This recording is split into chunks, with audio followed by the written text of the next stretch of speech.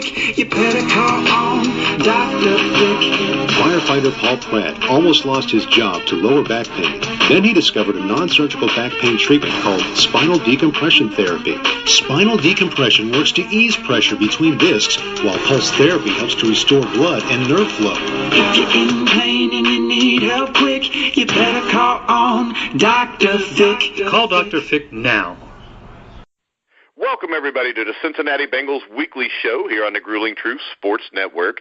The Cincinnati Bengals Weekly Show is brought to you by Dr. Randall Fick Chiropractic, 415 Glen Springs Drive, Suite 100, Cincinnati, Ohio. You can reach Dr. Fick at 513-851-8686.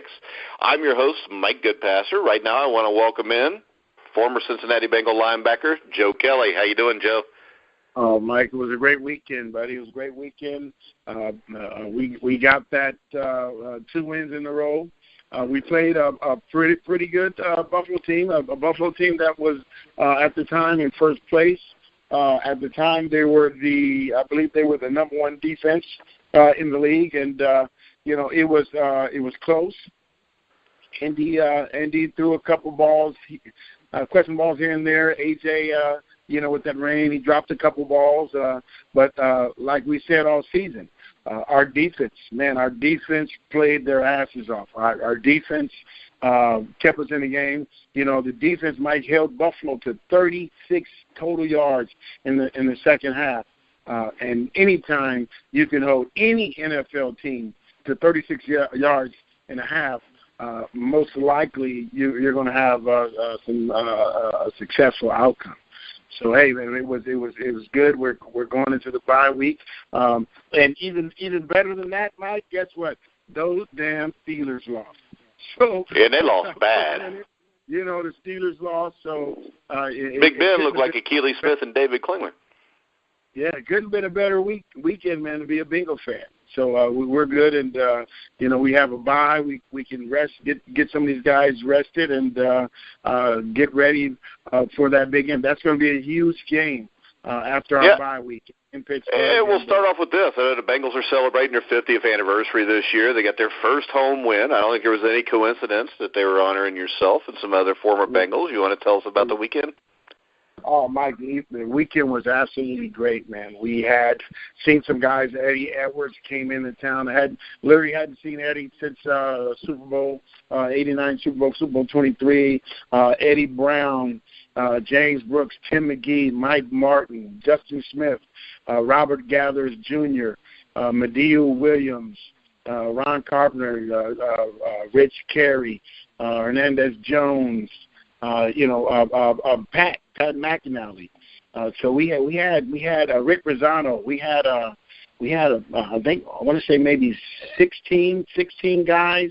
We had at least 8 guys who were in the top 50. But it was a great weekend, and Mike Brown actually went all out. We were having stories about old Spinney Field because you go to practice, there was nothing. If you wanted a pop, if you wanted some juice, you had to pay for it. There was nothing to. They didn't ever bring in any donuts. When most companies, people see, well, hey, athletes are spoiled, whatever. But the Bengals didn't offer you anything. If you wanted lunch, you had to. We had to drive to Izzy's or Hardee's and order lunch out and bring it in. And I just thought that's how the NFL was until I went to other teams and realized that first I got traded to New York and they had some stuff out for breakfast. I didn't touch it because I don't think I had any cash in my pocket, So I see guys up there, And then for lunch, they came out and it was lunch, So I'm looking, John. Okay, who do we pay, man? Who do we pay for lunch? And they're like, what? I said, yeah, the Bengals, man. They didn't even bring lunch, but you still had to pay. It was a pleasure to see. Saturday night, they had all of us over for dinner at the stadium, and steak and lobster and salad and dessert. Did all these have a sale on all that at once, Joe? Yeah. You know, so it was really nice. Mike and Katie, I think what they're doing this season was tremendous, bringing guys, bringing a lot of legends back in, for the weekend, and it was great talking with some of those guys and seeing how they were doing and what they've been doing the last 20, 25 years. But it was a great weekend and culminated into all of us being able to being honored on the field at halftime. Still were, a lot of fans out there. The weather, that was the only bad thing.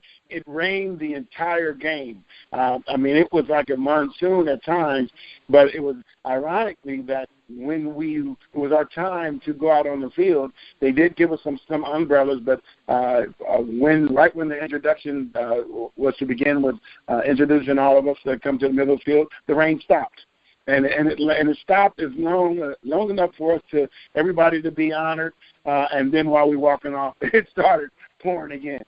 So it was a great weekend. It's something that they're going to do the remainder of the home games, and got a lot of great legends that will continue to come back for the home games. But hopefully, because of the size of this weekend's guys, this class right here was the highest amount of legends for one weekend. I think the current players, seen a lot of guys, and we were talking to them. They were in the tunnel. You got to visit with them, prior to the game, and speak with some of them. And I think they see guys, and they want to. They had that little extra push to go out and do well. They know they were facing a good Buffalo team, and they know it was a critical time to win. And they went out and executed, and at the end of the day, they got the victory. Yeah, and you talked about the Bills' defense, but we got to talk about the Bengals' defense. Vontaze Burfict's the best linebacker in football to me, but my big question to you is, Marvin Lewis has been here since 2003. I think this is the best defense he's had here. Oh, Mike, with no doubt. Statistically, of course, you're looking, I think they're only giving up maybe 245 yards a game or something like that. I think we're number 2. Yeah, they're on pace to actually give up the fewest yards in a season and the fewest points in Bengals history. Oh yeah. Mike, they did it with both starting cornerbacks out early. Yeah. But like I said, our front seven with the emergence of 58 kid from Carl Lawson was unbelievable again, and he made a play that could have cost the Bengals this game, and a couple plays later he comes back, redeems himself, and basically makes the play that may have won him the game. Yeah, you're talking about when Burfict made the tackle. Yeah, Burfict made a great play, I think, with Taylor or something, and then he came over and kind of fell on him late, and they got the flag, and then a couple plays later, though, he's the one that ended that drive. Oh yeah. I thought that was a bogus call because he was falling and he didn't touch it. He didn't touch his head, but just a perception. Yeah, but the big thing to me was this: a lot of guys, especially a rookie. Number one, Marvin Lewis has been known for not really being real fond of rookies, but Marvin left him in the game, and then the kid, whether it was his fault or not, he's feeling a lot of pressure that he's got to make up for it, and then he went out and made up for it. I think that says a lot for that kid. Oh yeah, that does say a lot. Because you have formidable guys on the D line. All those guys, all the backup guys. But one thing, and where Dunlap is going to be Dunlap. 97 is going to be 97. The guys are playing. Pat Sims, he's doing his thing. Hey, Michael Johnson looked like the Michael Johnson from 2013. I was getting to that. That's where I was getting to. I said one guy that is 58, I think, at sparked is Mike Johnson. Johnson is flying around. Johnson is making plays. But Mike, that's. Being a veteran, that's what you have to do when you see a young guy that's out there, and at the end of the day, that guy is there to take your job. and he has taken mock snaps on that defensive end on nickel situations. Yeah, and you got Jordan Willis who's playing really well too. Yeah, but good thing Mike has stepped his game up so much that they are now putting him in as one of the inside rushers on passing situations. So it's contagious, Mike. When you have guys that are playing well and they're stepping their game, the level of play up, it's contagious. The other guys, you see these guys making a play, and you go out. I'm going to make a play, and you get that. You look at the linebackers. Got a chance to talk with them briefly. Burfict at passing. We got to talk to Nick Vigil and Mentor. Spend a lot of time with Mentor, and I just showed him this. I love the way they all three of them. They play downhill. They play like linebackers, back old school linebackers. They're attacking the ball. They're attacking the line of scrimmage when they have run plays. They're making plays in passing situations, and I just see those guys flying around. The other thing I've noticed about Burfict is he's always been a really good football player, but in the past sometimes he would kind of lose his responsibility by being overly aggressive, and it looks like now that's gone and he's matured. And like I said, I think he's as good as any outside linebacker in football right now. No doubt. I wouldn't. There's not one linebacker that I would take over Burfict. Not one. No. And another guy that stood out to me a little bit last week, but even more this past week, was Ryan Glasgow, who was like a 6th or 7th round draft pick from Michigan. Yeah. I mean, he made a few plays also. So this defensive line rotation is as deep as it's ever been. Yeah, it's deep, and the thing about it, Mike, they're making plays. They're making plays. They've been deep before, but when you have collectively as a unit, and you have guys making plays. Willis, he's coming in making plays. Sims is coming in making plays. 94, he's coming in making plays. Hey, Andrew Billings is doing a good job too. Yeah. You got because it's contagious. Every team I've ever played on in college, in the NFL. Our college, our 84 defense at Washington. I would put that defense against anybody, any offense, any day. We set the record, I believe, for turnovers. I don't know. It stood for a long time. I don't know if anybody has broken it. I think we had 56 turnovers for the year, and we had really a subpar offense. That defense. I remember recalling beating the University of Oregon. We beat them 17-10, and our offense. They got 3 first downs the entire game, and it was just our defense making plays. There were so many games that the defense made plays, and you're putting the offense in positions. And just like the Bengals, you look at the defense. The defense is getting some 3 and outs. They're getting some stops. Crucial third down situations. They're rushing the passer. They're staying in the passing lanes.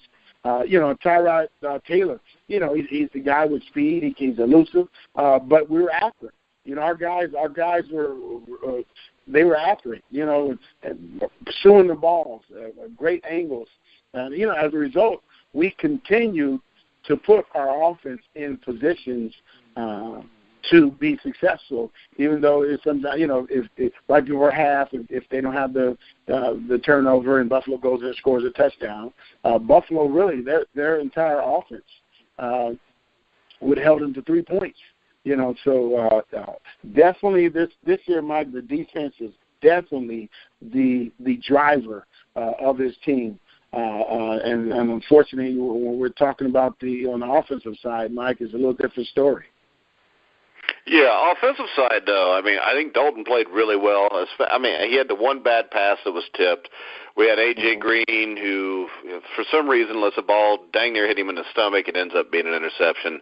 But I think overall, since we've changed the offensive coordinator, I think the offense has been a lot better, and I think Dalton's played really well. And this Buffalo defense, as you said, I think was number 1 in points allowed, hadn't given up more than 17 points in a game. And I think when you consider that all in and what Dalton's got to deal with the offensive line in front of him, I thought he played really well, and Brandon LaFell really stepped up this week. Oh, yeah, he definitely. You have guys. I tell you, it's contagious. Guys want to make plays. AJ started, the play, big play making early when he had the long touchdown. Mixon is running. We didn't have, a ton of yards, but the running backs were making plays. Giovanni is making plays when they need to. And we don't have Tyler Eifert.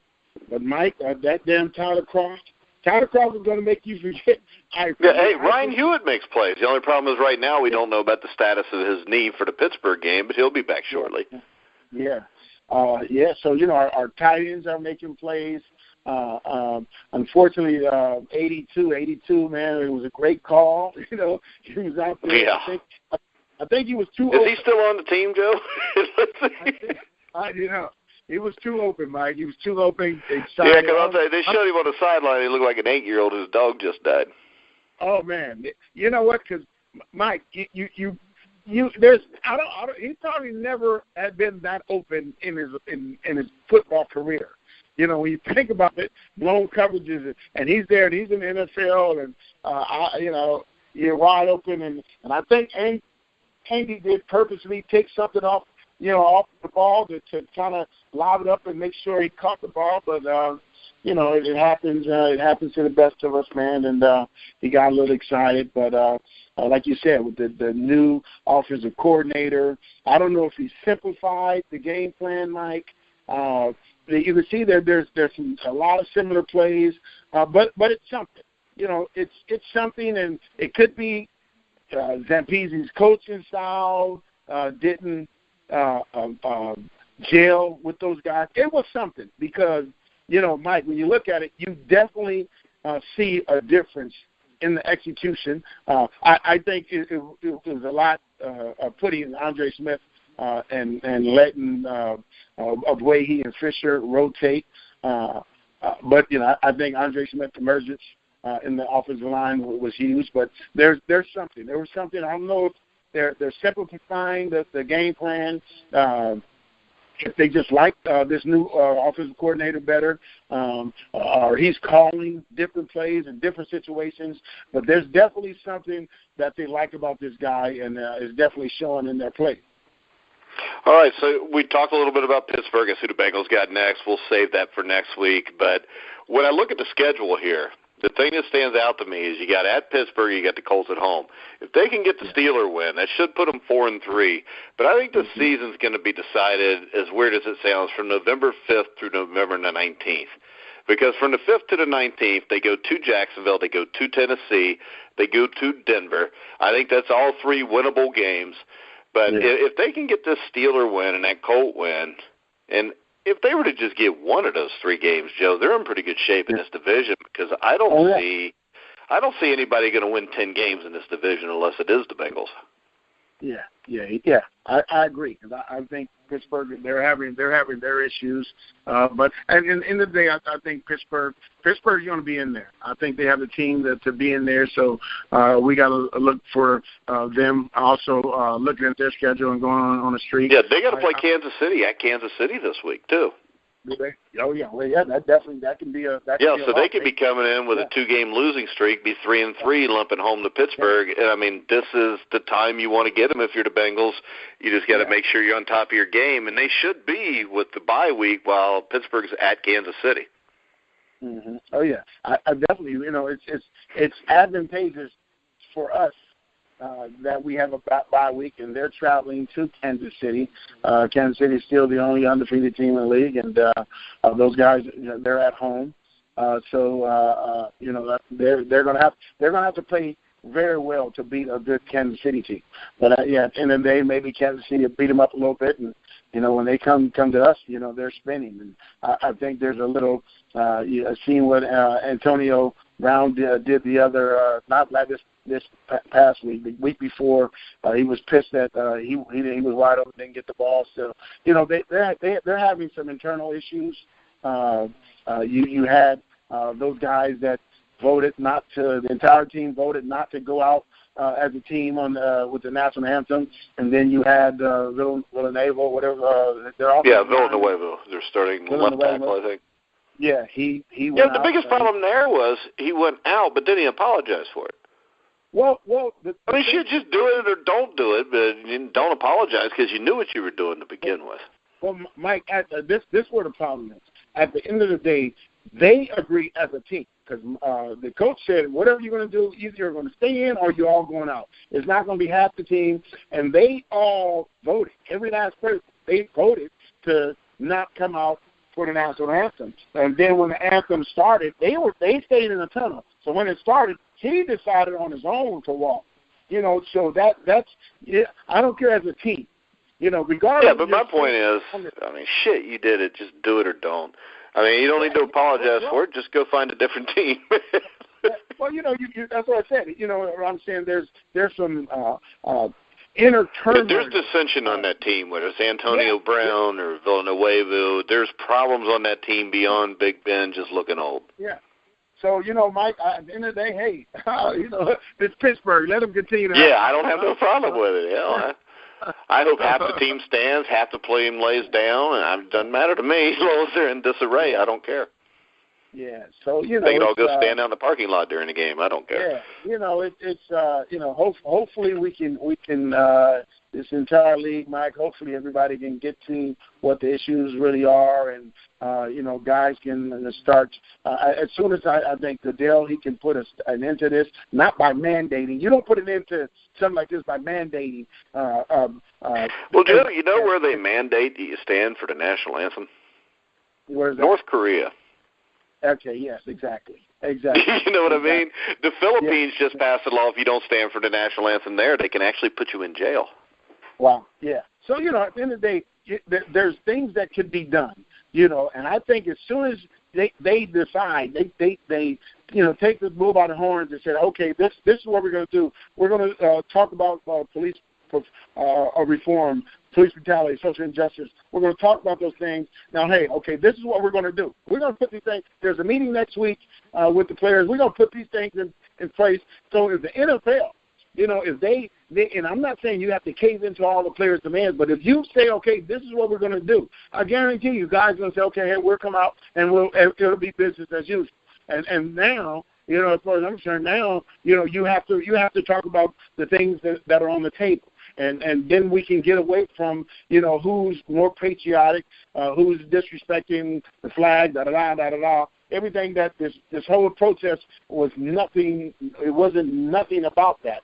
But, as when you get two sides that are that far apart and they begin to deflect what's away from the real issues, you're going to have the turmoil that we have. And at the end of the day, man, football is still the nation's number one sport. It's a great sport. We have the CTE issues, but it's football. We love football. I love football. I love playing football. I love the game. If I had to do it again, I'd do it the same way. There's nothing that I would change about this game that we love, Mike.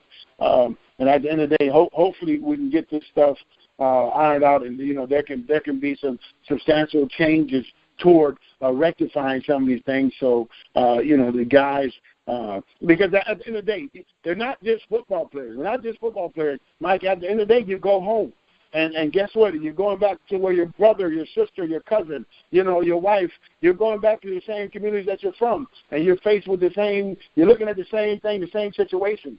And guys personally are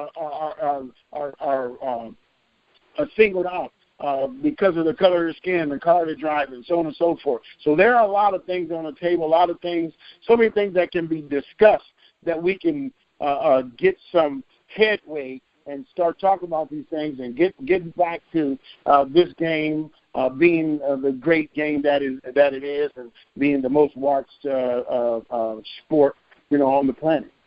So hopefully, Mike, we can get this thing done, man. And at the end of the day, what we're worried about is our Bengals, man. Our Bengals are getting on this win streak, getting this, city back excited. I guarantee you, all those people that are not coming to the games, Mike, I guarantee you, we get on a 4 or 5 game winning streak, and we get to the late November and early December, and we're leading. They'll all be down there getting drunk at 8 o'clock in the morning like nothing ever happened. Like nothing ever happened, bro. But, Joe, you think we ought to have a former Steeler on with us next week, or just stick with the Bengals? Oh, man, no, man. You know, I love it. I love it. Get old Leon, man. See if you can get old Leon or somebody. Search. I don't know. Leon has turned into a Jacksonville Jaguar fan now. Oh, well, yeah, well. Yeah, because Leon played with the Jaguars, too, so I think Leon just kind of blows in the wind with whichever one's doing the best. So maybe we'll just have to have Leon on when the Bengals go down to Jacksonville. Okay. But we got a few other possibilities.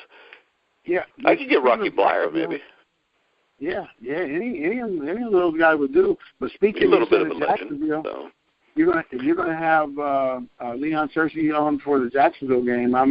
That's a game that I'm definitely going. I'm going to, so I'll be down there. So maybe we can, if he's down there, you know, maybe we can try to do a show together. So we'll see. Yeah, I'll get a hold of him, see if he's interested, see if he's going to be down there for that one. But all right, we're going to go ahead and wrap this up.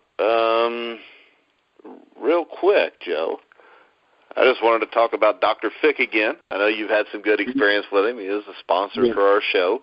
I want to thank him again for doing that. Done to keep both my kids going on the field this year. I don't think they would have made it through this season without him, to tell you the truth, and not as successful as they have been. So I just want to send a shout-out to Dr. Fick again and thank him for everything he's done for my family. And I highly recommend, if you're in the Cincinnati area, you go to Springdale, find Dr. Randall Fick, and he will take care of you. Definitely. Joe, we're going to go ahead and wrap it up for this week. I want to remind everybody, definitely check out Dr. Fick Chiropractic. He's a sponsor of the show.